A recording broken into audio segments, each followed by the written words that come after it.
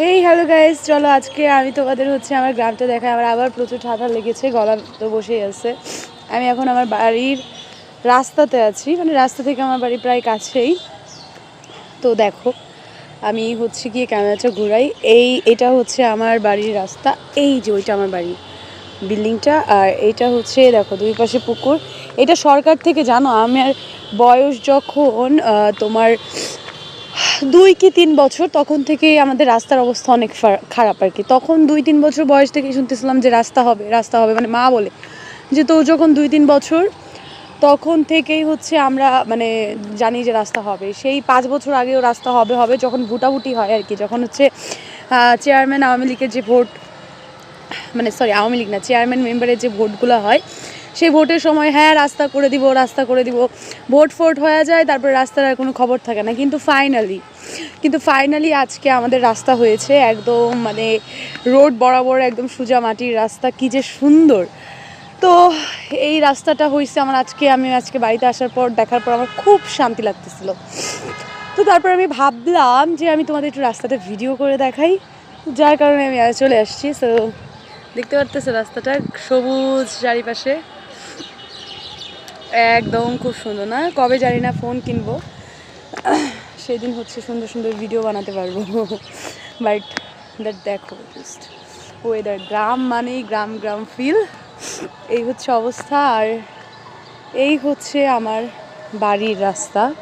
Basically এখান দিয়ে আমরা হেঁটে যাই, দুই পাশে পুকুর।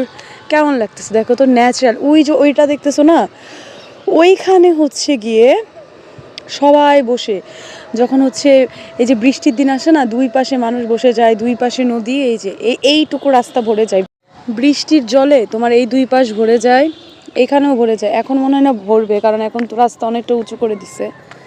এই যে, আর এদিক দিয়ে 3 রাস্তার এদিক দিয়ে আমাদের বাসায় যেতে হয়। সামনে ওই দেখো ওইখানে একটা পোলট্রি ফার্ম আছে।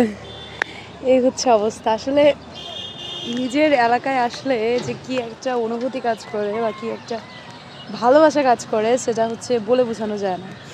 জানি না যে আমি কবে আবার আসবো, কারণ দেখা যায় যে কাজের ব্যস্ততা, পড়াশোনার ব্যস্ততার জন্য আসা হয় না। আজকে আবার ইন্ডিয়াতে যাচ্ছি, তো যার কারণে আগে একটু ভাবলাম যে আমি একটু হাঁটাহাঁটি করি, সাথে তোমাদেরও একটু ঘুরে দেখাই চারপাশ। কার না ভালো লাগে বলো তো এই চারপাশে সবুজ শান্তিময় জায়গা উপভোগ করতে। নিঃসন্দেহে গিয়ে বাতাস, যেই বাতাসটা গিয়ে আমাদের ভালোবাসা দেয়, যেই চারপাশে শ্বাস ঠিক করে নেওয়া যায়।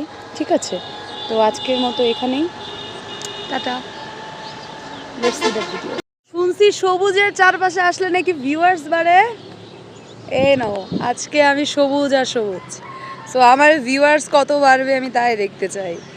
আসলেই কি সবুজের চারপাশে থাকলে ভিউয়ার্স বাড়ে? দেখো কত সবুজ আছে, সাদা আছে, পুকুর আছে, মাঠ আছে, বিল আছে, সব আছে। এবার ভিউয়ার্স কত হয় আমি সেটা দেখি।